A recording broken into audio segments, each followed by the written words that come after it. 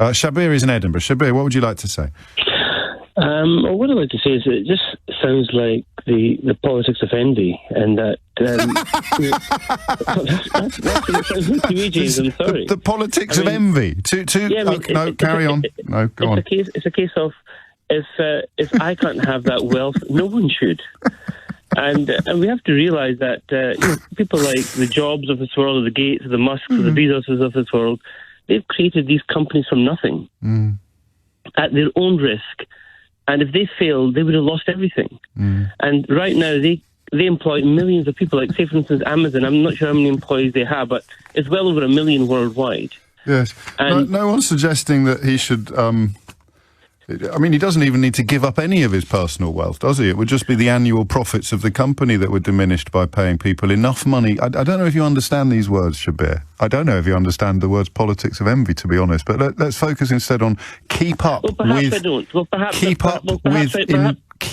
with inflation.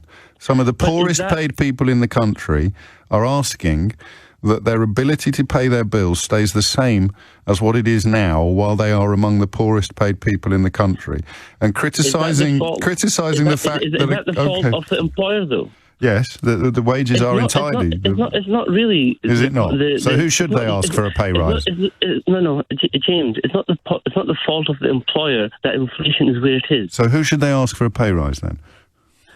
Well, the government should subsidise a certain amount, without a doubt. If you pay your employees too much, James, it's quite simple. Where is the money going to come from for the government to subsidise? Will it come from taxes? Is it going to come from the employers? And if I point out Amazon's tax regime, would that be the politics of envy? Listen, I'm only indulging you because I'm feeling very warm and generous and the weather's outside, because you're obviously a ridiculous person who doesn't really mean what you're saying. $272 billion for one man, while his workforce are being denied a pay rise in excess of 35 pence an hour. I mean... How much do Amazon employees make per hour in the UK? Do you know? No, I mean, mate, you're just not even pretending to be relevant. No, I'm not pretending to be relevant. What I'm saying is that if you increase wages too much, you will put a lot of businesses out of business. Yeah. It's simple and straightforward. Yeah, that's right. Yeah. Amazon, they'll be finished. They'll be finished by tea time if these warehouse workers get £2 an hour. I disagree with you what you're saying, but all I'm saying is that if you increase wages, if you keep on increasing wages, you'll put a lot of small employers out of business. Yeah. It's as simple and straightforward. So your response to a question about Amazon is to talk about fictional small employers or theoretical small employers?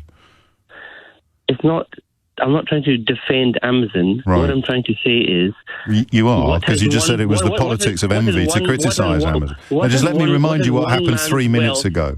You just literally were defending Amazon. You phoned in to criticise people, criticising this specific model.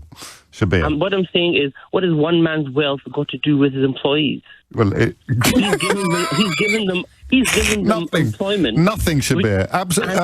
Jeff Bezos' wealth has absolutely nothing to do with Amazon workers. Nothing to do with Amazon workers. There's not a shortage of employment at the moment. Do you know what else? If these people aren't... Did you just say... Maybe you just said that. I wasn't really concentrating. Did you just say if these people won't work for this pittance, then there's plenty of people that will? I didn't say pittance at all. But you did make that point. If they won't work for this money, then there's plenty of people that will. No, I didn't say that at all. Oh, sorry, what did you say? There's plenty other employment available. Right, so if they don't like it, they can sod off then? Well, there's no shortage of jobs at the moment, is there? No, so they should go and find another job.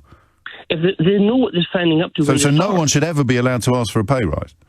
No, what I'm saying is... So who should be allowed to ask for a pay rise? No, people should be allowed to ask for a pay rise. And that's the politics of envy.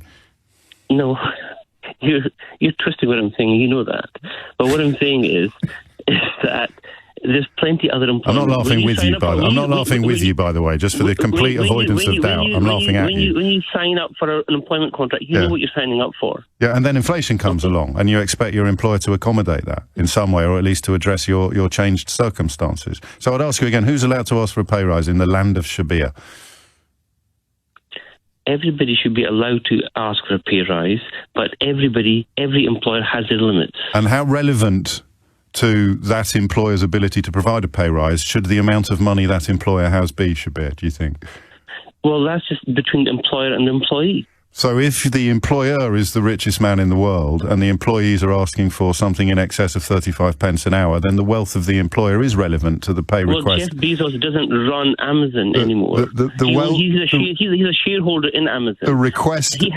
Okay, you carry on. So let's just talk about the $15 a year, 15 billion a year profit then. I mean, is that relevant to whether or not they can afford to provide workers with a pay rise? Or is that politics of envy as well? Number one priority is to its shareholders. Without the shareholders, there would be no employees. Yeah. Well, that's not true either, is it? There's plenty of companies that don't have shareholders, or that you could have nationalised companies. But the point is this. In your world... Are you suggesting we should nationalise Amazon? Please tell me. I could probably live with it, but you're distracting me now. I want to get back to the question of who's allowed to ask for a pay rise.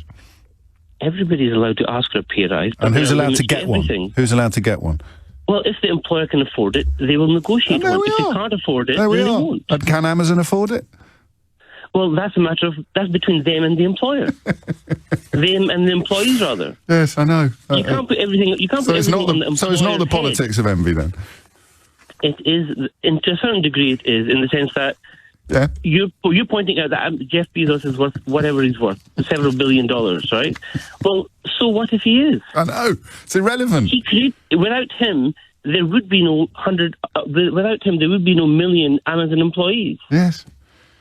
None of these people would have a job without him. And they should be grateful for that job, and they should stop complaining about the fact that they have to work six days a week in a warehouse where 178 ambulances have been called out in the last 4 years, because if they don't like it, they should jolly well clear off and get a job somewhere else. I'm perfectly clear about what you've said. The person who doesn't understand what you've said, Shabir, is you. No, you're twisting what I'm saying, I'm not twisting what you say. I'm holding up a mirror, mate. It's not my fault that you don't like what you see. No, that's not what I'm saying. But it is perfectly comprehensible.